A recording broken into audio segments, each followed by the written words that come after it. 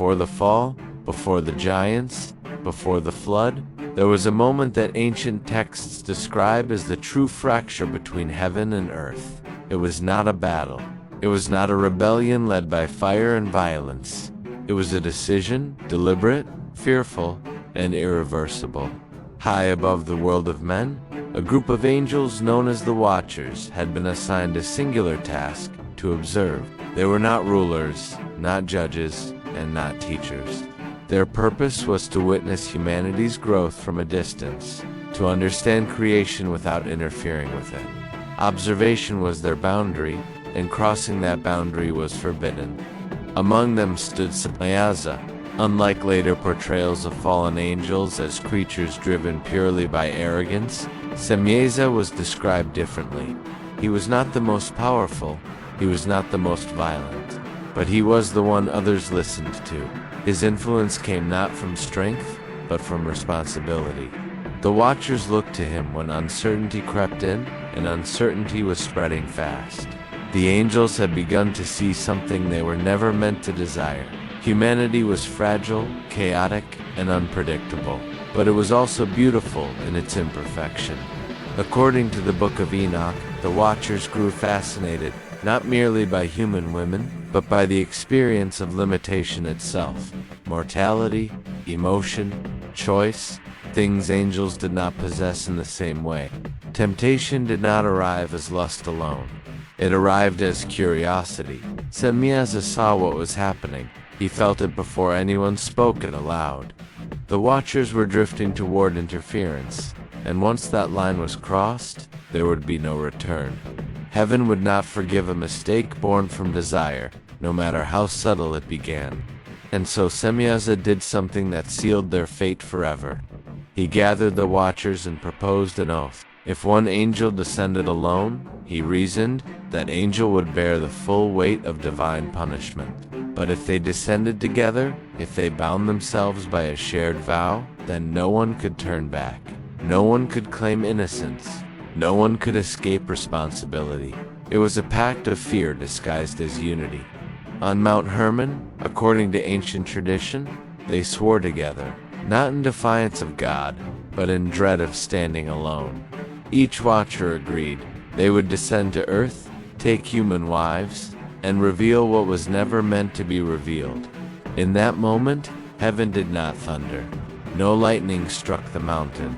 There was no immediate judgment, only silence. And silence, in sacred texts, is never empty. It is waiting. The oath bound them more tightly than chains ever could. Semjaza did not command them to fall. He ensured that none of them could rise again, because once the vow was spoken, the Watchers were no longer observers. They had become participants in humanity's fate. In the moment that oath was sealed, heaven began to turn its gaze toward judgment. But what Semjaza led them into would soon spiral far beyond a single broken vow. The sky was still watching in silence when Semjaza realized something she had never felt before: fear. Not afraid of humans, not fear of the material world, but fear of himself. The Watcher's descent was no accident, nor was it an isolated impulse. That decision matured slowly, like an invisible fissure growing within the rock, until the moment of collapse. Semjaza knew he wasn't alone in his thoughts.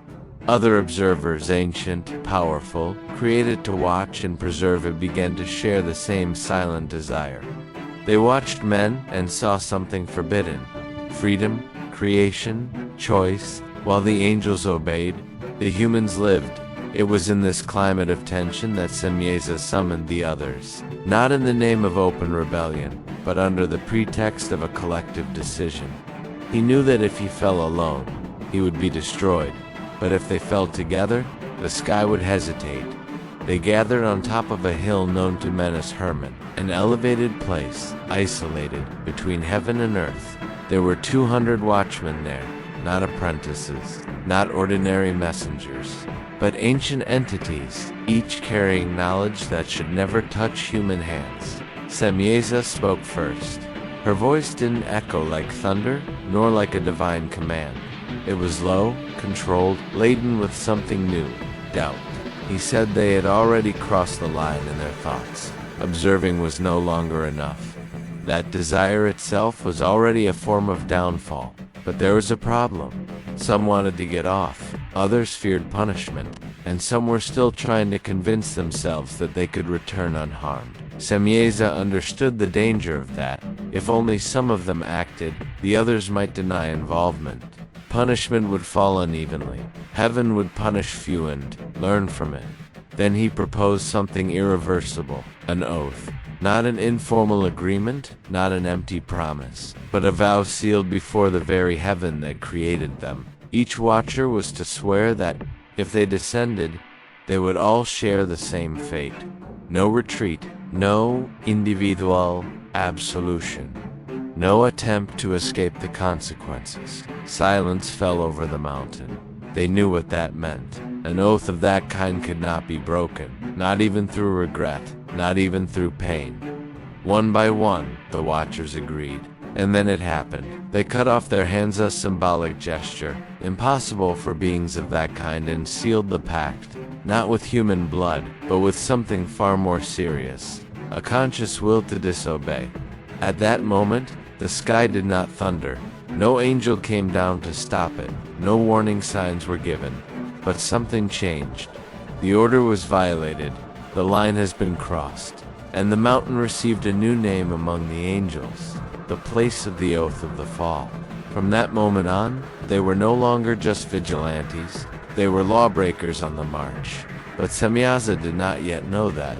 Among the 200, there was someone whose influence would surpass all the others. Someone who not only desired humans, but he wanted to corrupt them. But what Azazel did next was far worse. While Semjaza believed he was leading the downfall, Azazel was already shaping it. Unlike the other watchers, Azazel wasn't seduced by mere desire or curiosity. He descended with a plan. Where the others saw fragile and fascinating humans, Azazel saw something more dangerous, raw potential, potential to destroy themselves. He observed mankind from the beginning. He saw how they fought for territory, how they feared the unknown, how they bowed before what they did not understand, and he perceived something that the heavens had kept hidden for a simple reason. Knowledge does not make anyone virtuously powerful. Azazel began to teach. No lofty words, not spiritual wisdom, but tools. He showed men how to transform hidden metals in the earth into blades, how to smelt iron and shape it to wound, how to create weapons never before seen, capable of killing from a distance, tearing flesh, instilling fear. Violence is no longer instinctive, it became efficient, but that was just the beginning. To the women, Azazel taught different secrets. He revealed adornments, pigments, mirrors. He showed them how to alter their appearance, how to awaken desire, how to manipulate attention, not out of vanity but out of control. The human perspective has changed. The desire turned into an obsession. The comparison sparked envy. The purity of simplicity has been replaced by competition. Meanwhile, other watchers taught astrology, enchantments, roots, conjurations, but Azazel observed everything with silent satisfaction. He knew it wasn't the sum of the teachings that would cause the ruin, it was their combination. Men armed with blades, hearts inflamed by desire, minds full of knowledge but without wisdom. And then came the children. The union between the watchers and human women created something that should never have existed. Children who grew up too fast, too strong, too hungry. Nephilim. They devoured everything. First, the crops, then the animals. Finally, the men themselves. The earth began to scream under the weight of the violence. Blood flowed where once there had been simple life. But Azazel did not intervene. He was watching. Every city at war, each tribe decimated, every human being who learned to fear their fellow human being. And, unlike Semjaza, Azazel showed no remorse. Semjaza began to realize it too late. That was not just a transgression. It wasn't just a forbidden desire. It was systematic corruption of creation. The angels who remained faithful in heaven sensed the change. The clamor of humanity rose like dark smoke. They were no longer prayers. they were screams. And finally, the sky answered, but not with forgiveness, not with a warning. The names of Azazel and Semjaza were spoken in council, and when that happened, the fate of the Watchers was sealed in a way none of them had foreseen. Because the punishment that was to come was not merely physical, it was exemplary, and the punishment had only just begun. For a while, it seemed as if the sky had fallen silent. No thunder, no warnings, no visible signs of intervention. But the silence was not indifference, it was an observation. From above, the faithful angels witnessed the earth transform into something unrecognizable. Where once there was simple order, now chaos reigned. Where work and rest once existed, violence and fear arose. Creation was not merely corrupted, it was out of control. The Nephilim grew like living shadows. Their voices echoed through the valleys. Their footsteps made the earth tremble. They respected no limits, no laws, no life. They were giants not only in size, but in appetite and humanity. Humanity was trapped between fear and guilt.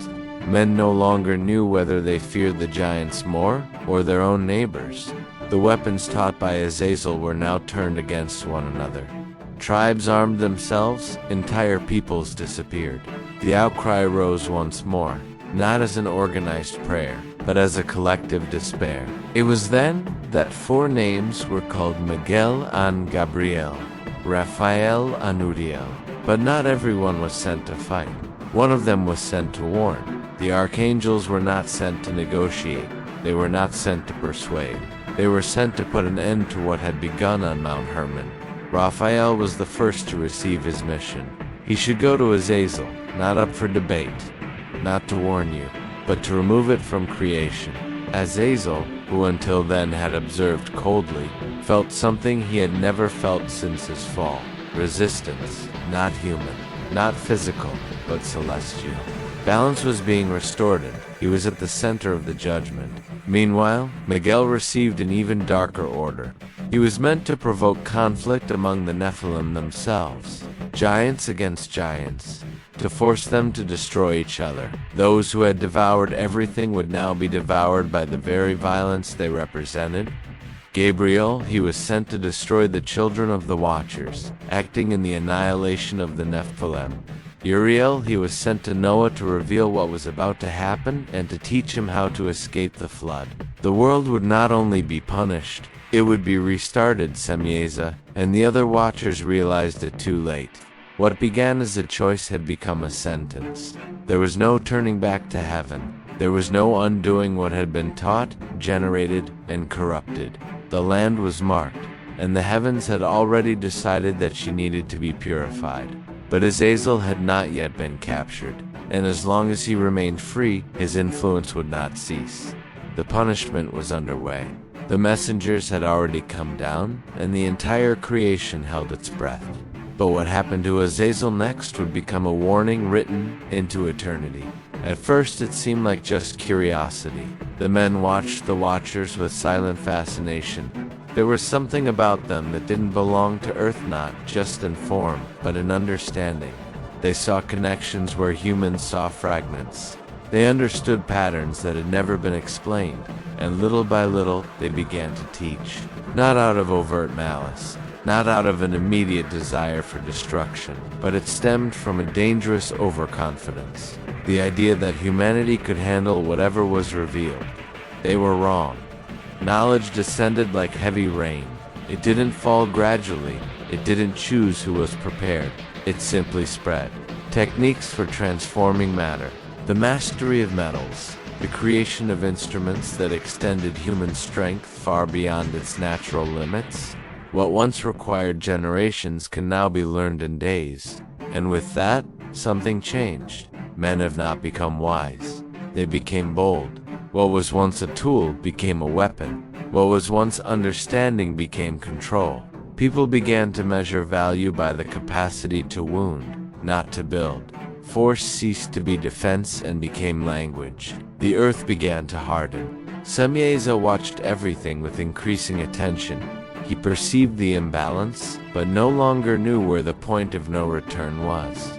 Each secret revealed demanded another. Each advance created dependence. The world that was forming could no longer return to its previous state. And yet, the Watchers continued, because admitting the mistake would mean accepting one's own ultimate downfall. Knowledge, once given, cannot be taken back. It creates hunger, and hunger never asks permission. Men wanted more. They wanted to understand the heavens, dominate the earth, anticipate the future. They wanted power without maturity. And the sky, you watched? There was no immediate warning, no visible signs, no sudden fixes, but the silence was starting to weigh on them. The faithful angels watched as creation lost its simplicity. The harmony that sustained the world was being replaced by rampant ambition. Violence no longer arose solely from necessity, but from capacity, and limitless ability always finds a target. Semjaza felt something new during that period. It wasn't guilt, it wasn't fear, it was the unsettling realization that what they had taught no longer belonged to them. Knowledge had become autonomous. It walked on its own. It grew uncontrollably. The earth was no longer inhabited solely by humans. It was shaped by something that should never have touched our hands. And at some unseen point, a line had been crossed. The sky was still silent, but it was already registered, because certain secrets corrupt not only those who receive them, they alter the very structure of creation. And then, after that happens, nothing remains untouched. At first, the change was subtle. There was no single moment that could be pointed to as the definitive downfall. No great explosion, no human decree declaring the end of order. Corruption didn't arrive as an invader, it settled in like a habit. Knowledge had spread too far to be contained. It was no longer the exception, but the norm. Children grew up surrounded by techniques their grandparents could never have imagined. Tools of power became part of the routine. The extraordinary became commonplace. And daily life shapes character. Strength came to define status. The ability to dominate became a virtue. Men who knew more became more valuable. Those who possessed less understanding were pushed to the margins. Inequality ceased to be accidental, it became structural. The earth began to reflect this. Fields once used for cultivation became contested territories. Villages transformed into makeshift fortresses. Trust among men dissolved, replaced by constant vigilance. Each technological advance brought with it a new form of threat, and no one else asked if anything should be done. It was the only thing that could be done. The Watchers observed this unfolding with growing unease. What they had offered as a gift was now revealing its other side. Knowledge did not elevate the human spirit. It amplified everything that already existed, including violence, and the violence was escalating rapidly. The Nephilim observed men and learned from them. They learned to dominate. They learned to demand. They learned to consume without limit. What the Watchers had begun was now being replicated on a larger scale, more brutal, more irreversible. The creature began to groan, not in words, but in imbalances. Rivers changed their courses. Fertile lands became barren. Animals migrated without a clear direction, as if trying to escape something they couldn't yet name. The natural order seemed to react to the growing weight of human corruption. Shemyaza realized he was no longer just an observer. His leadership had allowed all of this to unfold. The pact he had made to share the blame now revealed its cruel irony. No one could claim innocence anymore, not even him. The knowledge that should have enlightened had become an instrument of domination. And domination, when it knows no bounds, always seeks expansion. Corruption no longer needed to be taught. It reproduced itself, like a language learned too early. The sky remained silent, but Earth could no longer pretend that nothing had changed. Because when knowledge loses the restraint of wisdom, it ceases to be progress. It becomes erosion. And from that point on, the fall no longer requires any pushing. It didn't happen all at once. The emergence of the Nephilim was not announced with trumpets, nor marked by an isolated event. They did not arrive as invaders from another world. They were born right there, in the heart of creation, as a direct consequence of choices made in silence. The Watchers had crossed the line, separating observation from involvement. What began as an approach became a union, and from that union emerged something that should never have existed. The Watchers' sons were not like the men. From the beginning, there was something wrong with their presence.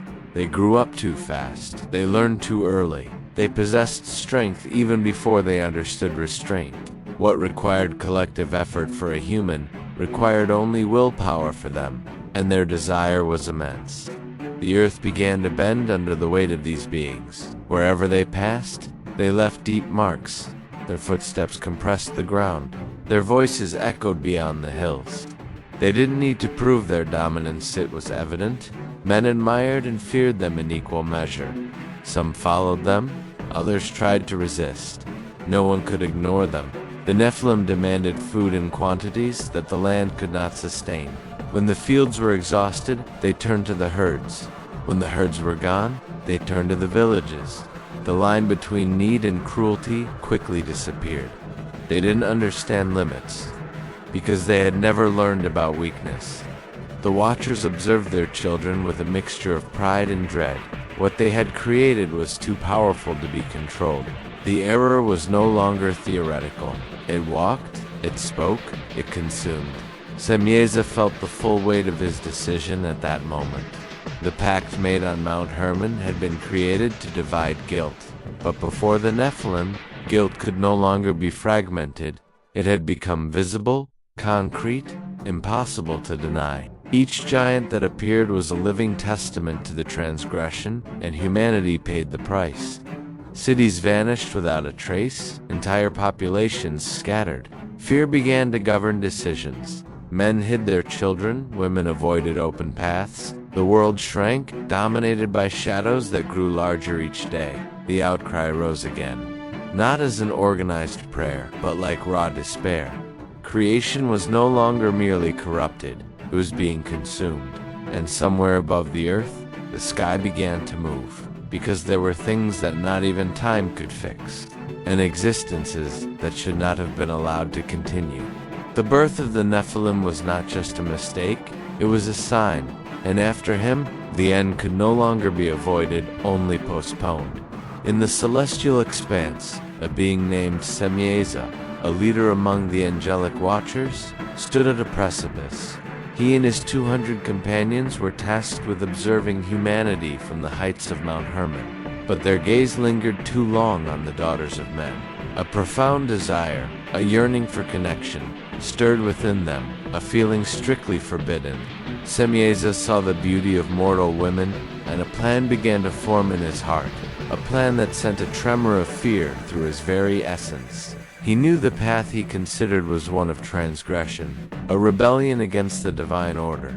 The potential consequences were immense, a cataclysm of cosmic scale. He voiced his apprehension to his brethren. "I fear," he said, "that you may not be willing to do this deed, and I alone will have to pay the penalty of a great sin." The air grew heavy with unspoken dread. The Watchers looked at one another, their eternal faces etched with a mixture of desire and terror. But the allure was too strong. In a moment that would forever alter the course of history, they made a pact. They bound themselves together with mutual oaths, a collective decision to descend and take wives from among humanity, to share forbidden knowledge, and to face the consequences as one. No single watcher would bear the blame. Their fate would be shared, for better or for worse. Their descent was a shadow falling over the earth. They taught humanity the secrets of the heavens' weaponry, enchantments, and the art of adornment. But their union with mortals gave rise to the Nephilim, giants of immense power and insatiable hunger who consumed all that humanity produced. The earth groaned under their weight, and a cry of suffering rose to the heavens. The pact, born from a mix of desire and fear, had unleashed chaos. The Watchers, once radiant guardians, were now the architects of suffering. Their initial fear, especially Semjaza's, had been a premonition of the end. They had sought connection, but had brought about corruption. This single, collective act of rebellion set in motion a chain of events that would lead to a great flood, a cleansing of the world they had so profoundly altered. Their story serves as a timeless, epic warning about the devastating cost of forbidden desires and broken vows. Thanks for watching. The silence was not immediate. It formed slowly, like a shadow growing unnoticed. There was no announcement of departure, no declaration of waiting, only the progressive absence of signs. The sky remained above the earth, but no longer responded. Prayers rose up but found no echo. Supplications mingled with the wind, and the creation continued without any visible correction. For the men, this silence seemed like abandonment. To the security guards, it seemed like tolerance. But neither of them understood what it really meant. The sky was not absent. It was weighing me down. Every act was observed. Every consequence was recorded. The silence was not hesitation, it was accumulation. Judgment is not built at the moment of failure, but during the period in which everything is allowed to continue. And everything continued. The Nephilim roamed the earth unopposed. Men adapted to fear. Violence became predictable. The extraordinary became routine. The world learned to function within error. That was the real danger. When corruption ceases to shock, it becomes systemic. Semjaza felt the weight of this silence more than anything else. He expected signs, a warning, a visible limit, something to indicate that there was still room for retreat. But the sky remained still, and this stillness troubled him more than any immediate punishment, because he knew heaven. I knew that the absence of a response didn't mean indifference. It meant a decision was being formed. Heaven doesn't react like men. It allows things to fully unfold before intervening, and the revelation was almost complete. The other watchers also began to notice. The silence no longer felt like protection. It felt like detachment. The bond that once tied them to the heavens now seemed weakened. Not because the sky had receded, but because they had gone too far to feel its presence. The entire creation seemed suspended. The animals were behaving erratically. The seasons were losing their regularity. The land seemed tired, as if expecting something inevitable. The sky did not speak, but it was no longer necessary. Because when silence extends beyond the limit, it becomes a warning. Not that something might happen, but that it has already been decided. And in that silence, without signs, without return, the fate of the world was being sealed. The judgment had not yet been sent down, but there was no way to avoid it anymore. When the punishment began, there was no announcement. No voice tearing through the heavens, no final warning, no chance of negotiation. The decision had already been made long before the first visible movement. What occurred at that moment was not reaction, it was execution. The watchers sensed the change before they saw it. Something in the world's structure had shifted. The connection to the sky, which could once still be felt as a distant memory, was definitively severed. There was no more access. There was no possible return. They were trapped by the consequences of their choice. Those who were reached first understood immediately. There was no real resistance, not because they lacked power, but because they understood that this was not a confrontation. It was removal. Heaven was not coming to conquer, it was coming to end. Each security guard was separated, isolated, content, not together, because they had fallen together. Now they would be judged as individuals within a collective guilt. Shemyaza felt the full weight of his leadership in that instant. Everything he had tried to avoid by sharing responsibility now turned against him. The pact that was supposed to protect them had only made the punishment more precise. Every name known, every action recorded, every consequence assigned. There was no hatred in the trial, pure purpose. They were deprived of what defined them most, freedom of influence. They could no longer teach. They could no longer interfere. They could no longer observe from the outside. The position they had abandoned was replaced by absolute confinement. The earth, which had been the scene of their transgression, no longer belonged to them, and the heavens, which they had once served, no longer recognized them as part of its active order. The punishment was not swift, and it wasn't symbolic. It was structural. They were removed from the normal flow of time, trapped in states of continuous waiting, too conscious to forget, too immobile to act. The punishment did not seek immediate destruction. It sought eternal reflection, because for beings who do not know death as humans do, oblivion would be mercy, and mercy was no longer on the table. In that absolute silence, Semjaza understood that the true punishment was not imprisonment, it was clarity. He finally understood everything he had caused, every consequence, every human suffering, every distortion of creation, and there was nothing I could do to undo it. The sky didn't need to speak.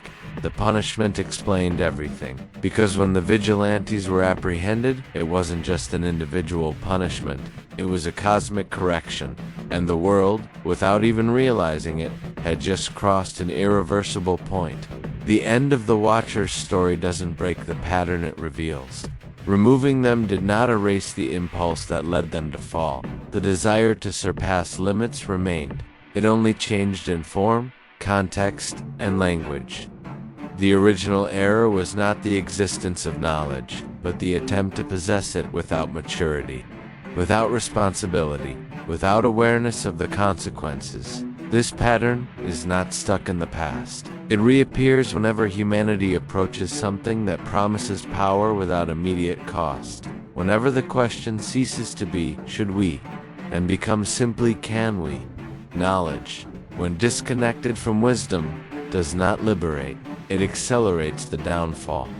The Watchmen did not create this impulse. They reflected on it. When observing the world after the punishment, the biblical text doesn't need to list repetitions.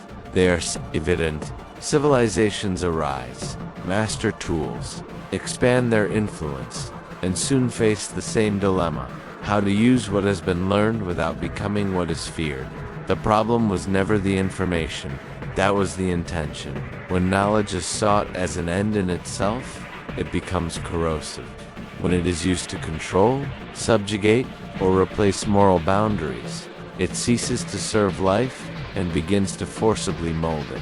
The story of the Watchman serves as a mirror.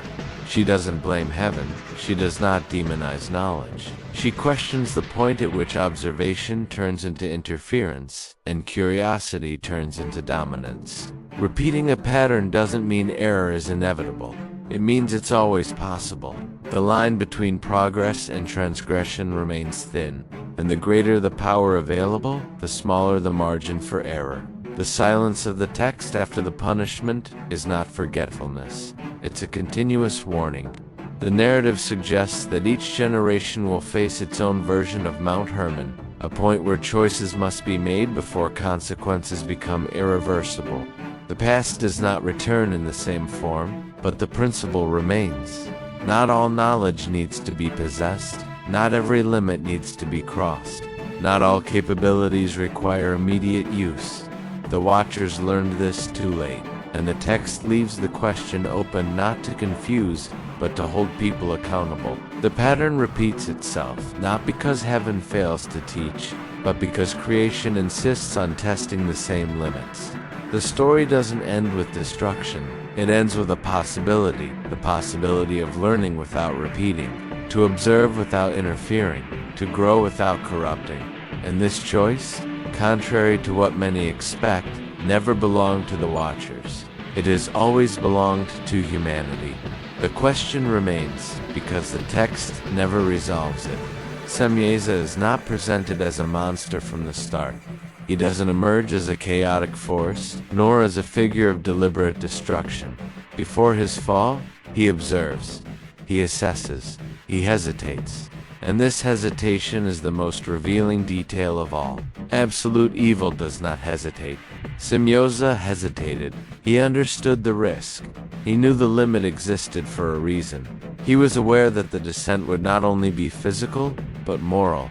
Still, he went ahead, not out of ignorance, but out of fear. Fear of falling alone. Fear of being remembered as an exception. Fear of carrying a burden that she considered too great for just one person. That fear doesn't make him innocent, but it makes it understandable.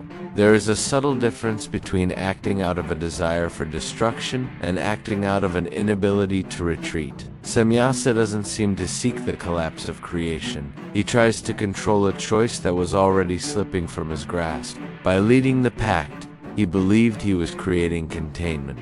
He was, in fact, amplifying the impact. The mistake wasn't just crossing the line. It was an attempt to manage the transgression instead of abandoning it.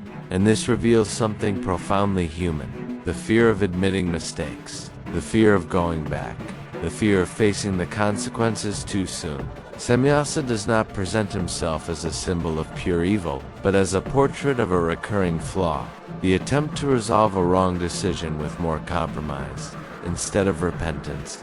When punishment finally arrives, there is no surprise in his reaction. There is no noisy revolt, just silent acceptance, like someone who, deep down, always knew that path would end there. This raises a question that the text intentionally leaves open. If Semjaza had backed down before the oath, if only I had been able to fall on my own, if I had chosen isolation instead of community, would the outcome have been different? The Bible doesn't provide the answer, because the answer is not historical, it's moral. History does not want to define sin. He wants to expose the mechanism: fear disguised as leadership, guilt that spreads to appear smaller, the wrong decision that becomes irreversible because nobody wants to be the first to stop.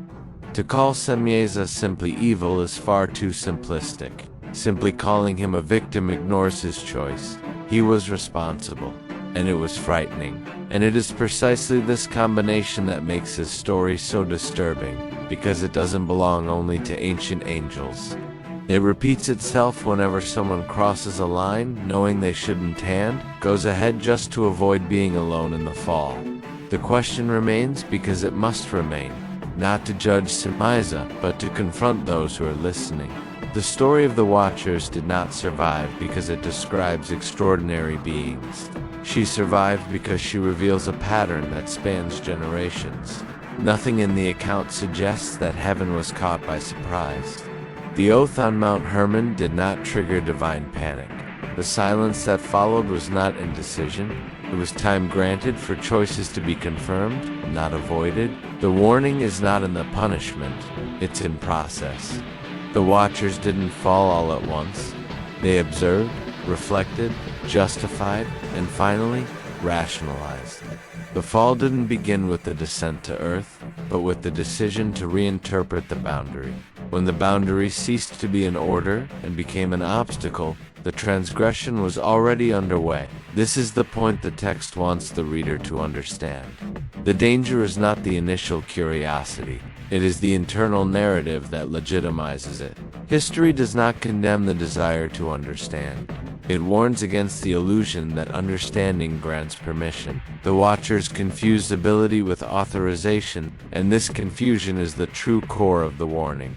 Nothing in the narrative suggests haste. Nothing indicates momentum. Everything points to a conscious choice. This makes the warning more severe. The text suggests that the greatest risk comes not from decisions made in chaos, but from those made calmly, with planning and moral justification. When a mistake is well justified, it becomes more difficult to reverse.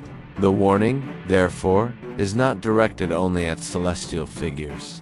It transcends time because it applies to any context in which someone observes something that doesn't belong to them, understands its potential, and decides to intervene. Transgression doesn't begin with the action, but with the conviction that action is necessary. The story of the Watchman does not ask for fear of knowledge. It demands respect for boundaries. She reminds us that not every ability should be exercised. Not every possibility requires realization. And not all silence is empty. Sim are invitations to restraint. The notice remains hidden because it is not enforced. It is suggested. The narrative trusts that the attentive reader will realize that the punishment was not arbitrary, but inevitable, not as revenge, but as the logical consequence of a line crossed with full awareness. History offers neither clear heroes nor absolute villains. She offers mirrors, and in doing so, he delivers his most powerful warning. The downfall rarely begins with explicit rebellion. It begins when observation turns into justification, and justification turns into action.